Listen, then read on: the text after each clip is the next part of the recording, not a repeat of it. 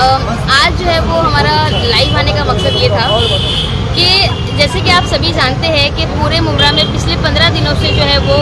कुरान जलाने के मामला जो है वो बहुत तेज़ी से लोगों के सामने आया है। और मुझे ऐसा लगता है कि भाई ये जो हम जिस कंसर्न के साथ यहाँ पर आज आए थे, क्योंकि 2 बार ये वाक़या हुआ जो सामने आया। एक 5 तारीख को किसी न्यूज़ चैनल पे दिखाया गया था, वो तो उनका अलग मैटर था, लेकिन हमारा कंसर्न यहाँ पर आने का ये था कि जो 11 तारीख के दिन एक वीडियो वायरल हुआ था HR न्यूज़ में, जो बताया गया था कि ये बताया गया था कि भाई वहाँ पर किसी ने जो है वो कचरे के ढेर में कुरान शरीफ को जलाकर जो है वो फेंक दिया गया है। तो हमारे लिए ये ऐसा, मैं आपको एक बात बताऊँ, मतलब हर मुसलमान के लिए जो है ना ये एक दर्द भरी जो है बात है कि मतलब इतना होने के बावजूद भी आज जो है लोगों ने इसके ऊपर कोई एक्शन नहीं लिया, इसके ऊपर कोई आवाज़ नहीं उठाई, तो ये बहुत ही गलत बात है। तो कैसा है,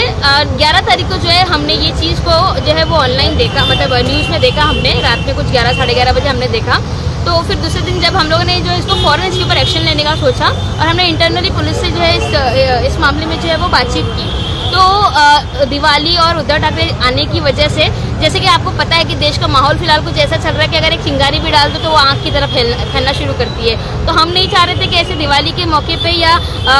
ये जो उद्धव ठाकरे आ रहे थे उस मौके पर जो है वो कोई भी कम्युनल राइट्स जैसी कोई भी सिचुएशन पैदा हो। तो इसी वजह से जो है हमने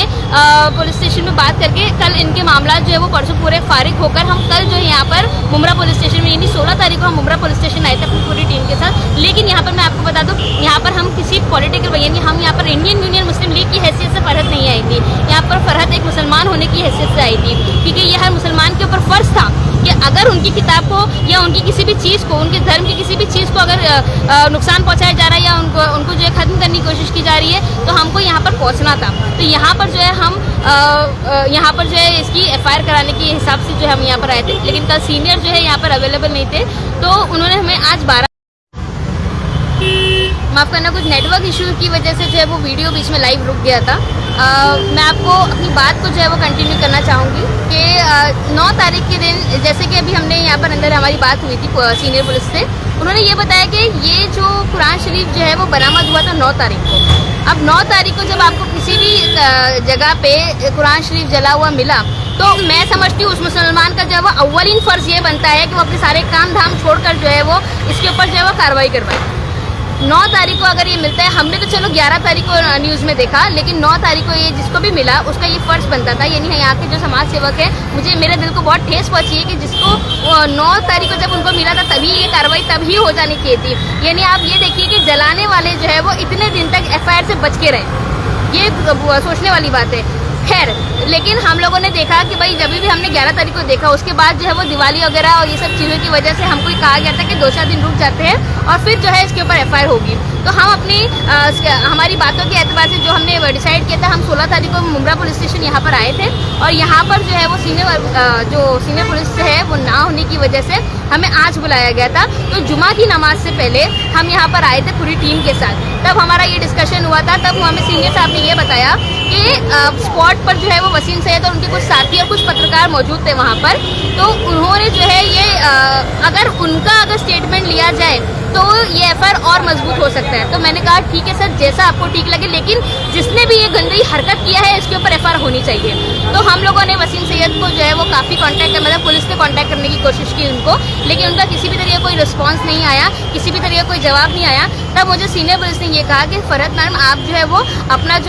जो है स्टेटमेंट जो है वो कंटिन्यू कीजिए, आप जो FIR देंगे हम उसके ऊपर जो है FIR लिखने के लिए तैयार है। हमारा FIR जो है वो शुरू हो चुका था, हमारी जो डिटेलिंग हो गई थी, ऑलमोस्ट आधे से ज़्यादा हमारा FIR लिखा जा चुका था, जो स्टेटमेंट हमने कहा वो लिखा जा चुका था। और अचानक से बीच में वसीम सैयद जो है वो आ जाते हैं और वो कहते हैं कि नहीं, अभी मुझे भी FIR देना है, मैं भी आना चाहता हूँ। फिर भी हमने ये डिस्कशन किया और हमने ये फिर फैसला लिया कि चलो ठीक है, भले से उनके 9 दिन बाद 10 दिन बाद उनके दिल में आया तो सही कि मैं FIR कर दूँ उस मामले पर। तो मैं आपका भी वसीम भाई शुक्रिया अदा करती हूँ कि आपको फाइनली आपके दिल में यह आया कि भाई मुझे भी इसके ऊपर FIR करनी चाहिए और आपने आके यहाँ पर आकर FIR किया, क्योंकि हर मुसलमान का जो है वो अव्वलीन फर्ज बनता है इस मामले पे जो है वो इनिशिएटिव लेने का, और अगर वो नहीं ले सकता तो मुझे लगता है डूब के मर जाना चाहिए उस मुसलमान को, ठीक है। और ऐसे मरदूद और ऐसे शैतान जिसने ये हरकत की है, और मैं समझती हूँ कि ऐसे लोगों पर जो है वो FIR होना बहुत ज़्यादा ज़रूरी है। पुलिस ने भी इसके ऊपर बहुत कोऑपरेशन दिखाया हमें, तो मैं मुमरा पुलिस का भी शुक्रिया अदा करूँगी इसके साथ साथ। तो फाइनली अल्हम्दुलिल्लाह जो है वो पुलिस के कोऑपरेशन से और बाकी लोगों की मदद से अल्हम्दुलिल्लाह जो है ये आज FIR हो चुकी है। 295 सेक्शन IPC लगा है उनके ऊपर। अब मतलब पुलिस जो है इसके ऊपर जल्द से जल्द जो है वो कार्रवाई करना शुरू कर देगी। बहुत बहुत शुक्रिया।